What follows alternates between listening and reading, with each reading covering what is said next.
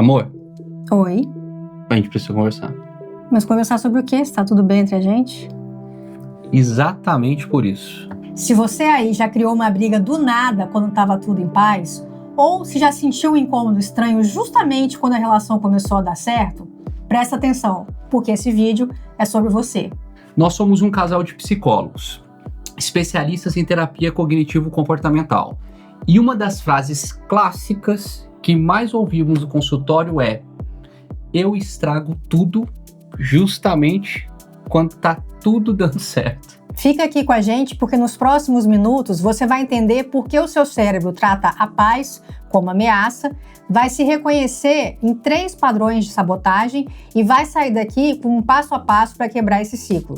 E olha, o terceiro padrão é o mais perigoso, porque ele se disfarça de amor. Deixa eu te contar uma coisa que ninguém te fala. O seu cérebro, ele não foi projetado para te fazer feliz. Ele foi projetado para te manter vivo. E para ele vivo, significa uma única coisa: previsibilidade. O cérebro, ele ama aquilo que ele já conhece. Aquilo que ele conhece, mesmo quando aquilo que ele conhece, ele te machuca. Vamos imaginar a seguinte situação. Se você cresceu num ambiente instável, ou numa casa com brigas, com silêncios pesados, com afeto que aparecia e sumia, ou que cobrava preço alto de você quando te dava. Você se conheceu? Bem-vindo ao clube. Esse é o comum da maioria dos lares. Não importa que classe social você seja, que cor ou nacionalidade. Eu cresci dentro de uma estrutura como essa, e sei bem o preço emocional que eu paguei até chegar onde estou agora. Foram anos foram anos de terapia até eu mudar o padrão das minhas escolhas. E assim eu consegui mudar, vamos dizer assim, na minha lente e encontrar a Renata. Porque eu mudei a forma com que eu enxergava, gente. Ou seja, o caos acaba virando normal. Então, o que o seu cérebro vai reconhecer como padrão previsível é o caos. E território conhecido para o cérebro é sinônimo de segurança, por mais absurdo que isso pareça. Ele busca, gente, familiaridade. Ele não tem critério de certo ou errado, daquilo que vai te fazer bem ou daquilo que te faz mal. Ele busca o que é familiar. Então, vamos avaliar. Veja a sua história. O que é familiar lá no seu passado se encaixa nos dias de hoje? Pois é, e aí quando chega a paz de verdade, o cérebro não reconhece aquele lugar. Ele percebe a calmaria e pensa, isso aqui é estranho demais. Onde é que está o perigo escondido? Onde é que está a pegadinha? É como mudar de país, por exemplo. Mesmo que o país novo seja maravilhoso, nas primeiras semanas você dorme mal, fica em alerta, sente falta até do barulho da rua antiga que você morava. Não porque o lugar novo é ruim, mas porque o seu sistema ainda não aprendeu que aquele lugar ali é seguro. E na psicologia a gente tem um nome para isso. Isso é a tua base de apego. Então, o mapa emocional que você desenhou lá na sua infância para prever como o amor funciona é essa base emocional, essa base de apego. E se o seu mapa foi desenhado no caos, a paz simplesmente não aparece nele. E tem mais um detalhe. Esse vem da neurociência da decisão. O seu cérebro ele tem 2 modos. Um rápido e automático, que reage antes de você pensar, e um lento e consciente, que analisa. E adivinha qual desses sistemas assume o volante quando a relação fica calma demais e aquela pulga atrás da orelha aparece? O automático. Ele dispara o seu alarme antigo. E pode vir aquela crença: olha, essa calmaria aqui tá estranha. só pode ser o silêncio antes da tempestade. E você, sem perceber, cria a tempestade, com trovoadas e tudo que você tem direito. Isso nós chamamos, na psicologia, de profecia autorrealizável. E é aqui que o bicho pega. Porque essa sabotagem não aparece do jeito que você está imaginando. Ela usa um disfarce que muitas vezes é cruel. E a gente vai te mostrar isso ao longo desse vídeo. Então imagina que eu vou descrever uma cena que a gente já escutou muito em consultório, adaptando aqui. Imagina hoje, domingo, inclusive agora, hoje é domingo, né? Nós estamos gravando aqui. Antes do Jogo do Brasil. Eu não sei qual é o resultado em Brasil e Noruega. Eu tô de verde também. Olha aí, já tá no ritmo. Então imagina, a gente tá aqui super bem, tranquilos, sem brigas, sem nada. Brasil deu uma goleada na Noruega, 3-0 ali. Tô chutando aqui, 3-0. Tá fazendo previsões. Uma profecia aqui. Isso. Imagina, eu chego pra você, a gente tá aqui super bem, e eu falo assim, então, você viu a mensagem que eu te mandei no WhatsApp? E aí eu te respondo assim, né? Olha, não, vi agorinha, acabei de responder. Agorinha, mas 3 horas depois que eu te mandei a mensagem? Renata, a gente passou a semana inteira bem. De onde está vindo isso? De onde está vindo isso? De onde está vindo isso? De lugar nenhum, deixa pra lá. E aí, vocês se reconhecem? Já viram algo parecido? O que foi que aconteceu aqui? Porque eu te garanto que isso, nessa encenação mal feita, são os péssimos atores. Eu quis ser atriz, ainda bem que eu virei psicóloga. Gente, isso não foi sobre uma mensagem. A mensagem foi só a desculpa que o cérebro dela encontrou. E o que aconteceu de verdade foi isso. Uma semana de paz gerou o quê? Um desconforto silencioso. E o modo automático saiu procurando o problema para transformar aquele desconforto em algo conhecido. Porque olha que loucura. Para quem cresceu no caos, a briga alivia.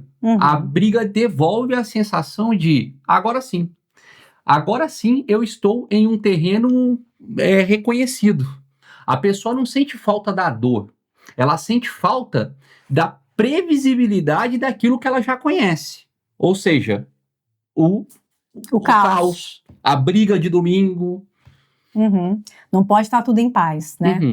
E na terapia cognitivo-comportamental, né, na TCC, a gente resume isso numa frase que já vale aqui esse vídeo inteiro e que a gente já disse isso em outros vídeos. Então, se você ainda não anotou, anota essa frase aí.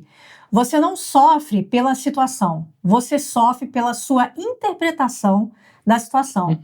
A situação era paz, a interpretação foi, opa, tem alguma coisa errada aqui. Então você interpretou aquilo como uma ameaça. Seu cérebro interpreta aquilo como uma ameaça. E enquanto você não aprender a separar uma coisa da outra, o seu passado vai continuar escrevendo o roteiro do seu presente. Se até aqui você já se enxergou em alguma cena, dá o like e se inscreva no canal. Não é só pelo número, é porque o algoritmo entrega esse vídeo para mais gente que está sabotando um amor, que poderia ser duradouro se não fosse o apego a sistemas antigos. E me diga nos comentários, qual é a sua sabotagem? Se tiver curiosidade sobre algum outro tema, diga aqui também nos comentários que vamos nos esforçar para fazer um vídeo sobre esse assunto que você tem curiosidade. Bom, mas agora vamos falar aqui, né, dos 3 disfarces da autossabotagem, porque ela nunca chega dizendo o próprio nome, ela nunca chega se apresentando do jeito, né, com o nome de autossabotagem. Então veja aí se você reconhece algum dos disfarces que ela usa. O disfarce número 1 é a briga fabricada. Tipo essa que a gente encenou, né? Exatamente. É o que você acabou de ver na cena. A pessoa caça um defeito, resgata um assunto enterrado há muito tempo. Aquela foto que você curtiu, aquela ex não sei das quantas e tal. Transforma um detalhe num tribunal. Tudo para converter a calma, que estava ali no domingo, tranquilo, Brasil uma goleada. E repara, num padrão. A briga fabricada quase sempre aparece depois de um momento bom. Uhum. Depois da viagem incrível, do fim de semana perfeito, da conversa que se aproximou. E o disfarce número 2 chama-se o seguinte: a frieza estratégica. Esse é mais silencioso, né? Mais elaborado. A pessoa ela não briga, ela se afasta. Responde ali de uma maneira monossilábica, com sim, não, talvez, não desenvolve muito a conversa. Ela some, cria uma distância sem perceber que é de propósito, ela não tem consciência disso. E sabe qual é a lógica que está por trás disso, que está escondida aí? Se eu me afastar, eu evito, né, a rejeição, a possível rejeição. Então eu vou me afastar primeiro para evitar qualquer possível rejeição. E é aquilo que na terapia de aceitação e compromisso a gente chama de esquiva experiencial, né? A gente evita situações que vão ser desconfortáveis para a gente. A pessoa foge do risco de perder algo, né? De perder aquele relacionamento, só que ao mesmo tempo ela está abrindo mão de ter um relacionamento bom. E o parceiro, do outro lado, sem entender muito bem, sente o esfriamento, esse distanciamento, mas não consegue nomear isso. Porque não houve uma briga, né? Não teve nada, a pessoa só foi se afastando ali, se tornando monossilábica. Houve só um sumiço em câmera lenta. Foi havendo ali um distanciamento aos poucos. E o disfarce número 3... Gente, esse é o mais perigoso, porque ele parece amor. É o famoso teste, e que muitas pessoas chamam de joguinho. O teste é quando você começa, sem perceber, tá, a provocar o outro para provar uma teoria que você carrega desde criança. Que pode ser aquela teoria, no fundo ninguém fica. No fundo, eu não mereço isso aqui. Eu não mereço ser feliz aqui. Eu não mereço ser feliz no relacionamento. Porque, às vezes, no seu passado, suas relações foram desastrosas emocionalmente. Pode ter sido pai, mãe, tios, etc. Então, a pessoa, ela testa.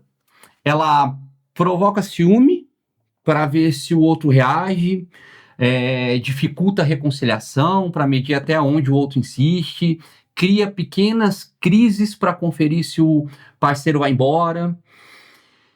Isso foi muito comum na minha juventude. Né, fazendo esse vídeo para vocês, eu estava refletindo. No meu primeiro relacionamento, vamos dizer assim, esse pecado capital da relação foi o que mais me pegou.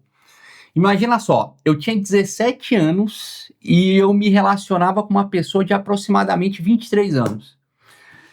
Gente, eu não tinha o direito nem de ir e vir ainda. Eu não tinha... Não respondia nem pelos próprios atos. Eu não tinha nem carteira de motorista. Então, assim, imagina a bucha que a outra pessoa tinha que aguentar. E olhando para trás, eu não teria um terço da paciência que ela teve. E isso daqui é muito sério. As pessoas ficam puxando a corda e aumentando os atritos até o limite que essa corda vai arrebentar. Todo teste tem um limite. Toda pessoa tem um limite. E um dia o parceiro ou a parceira exausto desiste. E o seu cérebro faz o quê? Reforça a tese que você mesmo criou. Então, ou seja, você começa com uma hipótese e aí você vai testando até aquela hipótese se confirmar. Se consolidar. Você que criou, na verdade, aquilo. Você que foi criando. Então, pelas suas inseguranças, pela sua dificuldade. E aí muita gente vai falar, poxa, tadinha dela, né? Sim, mas prestem atenção num ponto aqui que é chave também nesse vídeo. Todo mundo está onde quer estar. A questão é essa. Nós temos escolha. Salve, óbvio, relações abusivas de poder, que muitas pessoas detêm poder econômico sobre a outra, e aí é uma coisa que aí é para outro vídeo, tá? Então aí tudo bem. Mas ela topou entrar nesse jogo, né? Vamos colocar assim. E ela tinha uma paciência de Jó, pensando que uma hora esse jogo iria cessar. Quando eu criei uma maturidade, esse relacionamento rompeu. Por quê? Porque já havia estresse demais embutido. Entendem aqui a jogada? Esse que é o perigo. Então você também desgasta demais a relação. Chega um ponto que não tem mais ninguém mais retorno. aguenta. Ninguém mais aguenta, nem você, nem a pessoa. Bom, então anota aí no seu bloco de notas 4 dicas que a gente vai passar para você. Gente, o passo 1, a gente sempre fala isso aqui, nomeie o alarme. Da próxima vez que aquele incômodo aparecer no meio da calmaria, antes de agir, escreva 3 coisas. Qual foi a situação, o que você pensou e o que você sentiu. Parece simples, mas isso te tira do piloto automático do volante. Porque o modo rápido do cérebro odeia uma coisa, ser observado. Quando você nomeia, você desacelera. E quando você desacelera, você começa a ter escolhas. Bom, a segunda dica, o segundo passo é você colocar uma etiqueta no seu pensamento. Como que funciona isso? Ao invés de você pensar o seguinte, isso aqui vai acabar, essa relação vai acabar, você diz, eu estou tendo um pensamento de que essa relação vai acabar. É uma diferença pequena, mas existe essa diferença nesse exercício que eu acabei de falar. Né? Você falar, estou tendo o pensamento. É diferente de você pensar, isso vai acabar. Você se afasta, porque no primeiro, é como se você fosse... seu pensamento. Isso, você é o ator, a atriz daquele pensamento. Então, no primeiro, o pensamento é uma sentença. Isso vai acabar, esse relacionamento vai terminar, não vai ter jeito. No segundo, ele é só um evento que a sua mente, contadora de histórias, tá te falando. Você tá falando assim, tô percebendo que eu tô tendo esse pensamento de que algo vai dar errado e tudo mais. O passo 3 é tolere a paz. Esse é contraintuitivo, né? Quando o desconforto da calma vier, a missão não é eliminar o desconforto, é ficar com ele. 1 minuto respirando, sem criar briga. Sem se afastar, sem testar ninguém. Porque, escuta, quanto mais você foge de uma sensação, mais força ela ganha.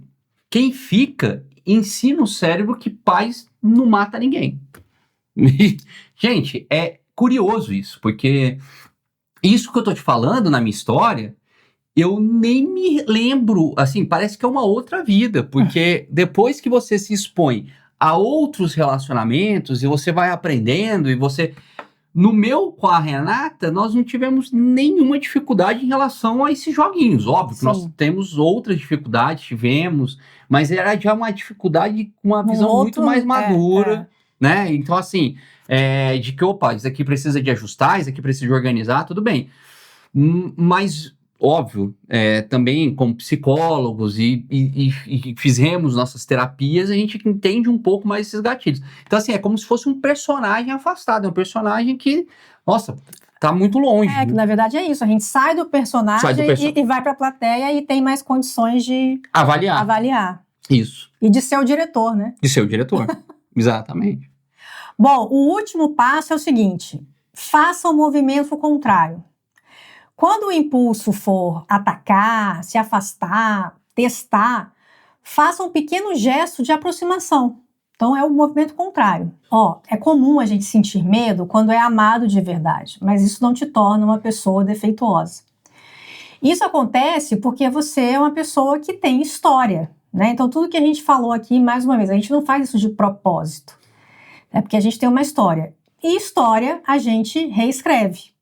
Eu mesma, né, decidi, eu pude reescrever a minha história quando eu decidi casar de novo. O Thiago é o meu segundo marido, meu segundo casamento. E quando eu me separei, eu tinha vários medos, eu pensava, ai meu Deus, eu já não tenho, né, porque nós mulheres escutamos várias coisas dentro da nossa sociedade, da cultura machista, do tipo, mulher com mais de 35 anos, com uma filha... ninguém vai querer.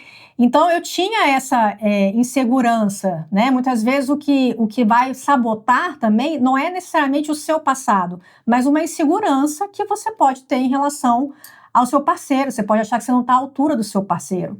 Então, observar essas questões, olhar para a sua história e se dar uma chance de reescrever essa história de uma forma diferente.